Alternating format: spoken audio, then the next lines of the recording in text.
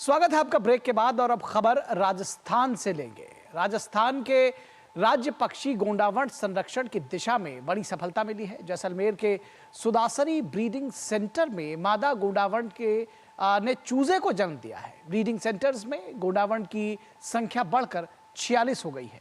देखिए ये report. Great Indian bustard Godawan Rajasthan के राज्य पक्षी गोंडावण संरक्षण की दिशा में बड़ी सफलता। जैसलमेर के सुदासरी ब्रीडिंग सेंटर में मादा गोंडावण ने दिया चूजे को जन्म। जैसलमेर का डेजर्ट नेशनल पार्क निभा रहा है गोंडावण संरक्षण में बड़ी भूमिका। जैसलमेर का डेजर्ट नेशनल पार्क गोंडावण के लिए सबसे सुरक्षित स्थानों में से एक। ग्रेट इंडियन बस्टर्ड गोंडावण केवल राजस्थान की रेतीली भूमि पर ही पाया जाता है। राजस्थान के विलुप्त प्राय राज्य पक्षी द ग्रेट इंडियन बस्टर्ड गोंडावण को बचाने के प्रयास लगातार जारी हैं। इसी बीच प्रोजेक्ट जीआईबी को लेकर एक सुखद खबर सामने आई है। जैसलमेर जिले के समगांव के पास स्थित सुदासरी ब्रीडिंग सेंटर से एक और खुशखबरी आई है। ग्रेट इंडियन बस्टर्ड यानी गोंडावण के संरक्षण के लिए बनाए गए इस सेंटर में एक और चूजे का जन्म हुआ है। यहाँ चूजा मादा गोंडावण अमन ने जन्म दिया है।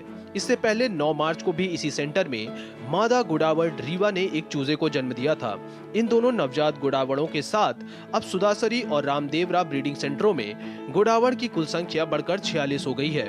गोंडावण प्रजनन को लेकर जैसलमेर का डेजर्ट नेशनल पार्क एक अहम भूमिका निभा रहा है। यहाँ गोंडावण के प्रजनन और संरक्षण के लिए कई प्रयास किए जा रहे हैं। पार्क के डीएफओ ब्रिजमोहन गुप्ता ने बताया कि यह उपलब्धि राष्ट्रीय संरक्षण प्रजनन कार्यक्रम के तहत मिली है।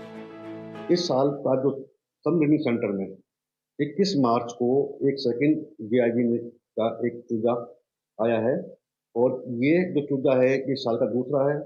और इसमें एक जो अमन है जो कि फीमेल है 5 साल की है और एक मेल है लियो।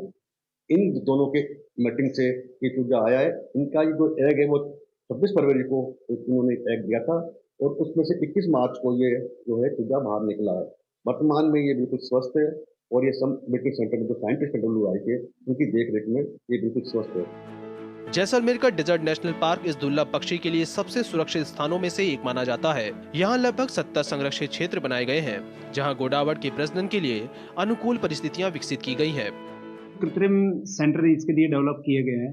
उन कृत्रिम सेंटर में ये पिछले साल से लगातार चूजों का जन्म हो रहा है। अभी एक और चूजे का जन्म हुआ है, तो वो एक बहुत अच्छी बात है प्रकृति प्रेमियों के लिए, इकोसिस्टम के लिए। जो प्रयास में लगे हुए जितने भी संस्थाएं हैं, जिसमें वन विभाग है या जिला प्रशासन है या वन्यजीव प्रेमी है, सबके लिए एक अच्छी और सुखद खबर है।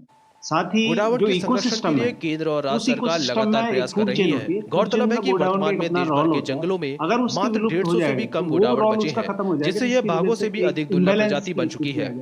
जैसलमेर से DD न्यूज के लिए श्रीकांत व्यास की रिपोर्ट।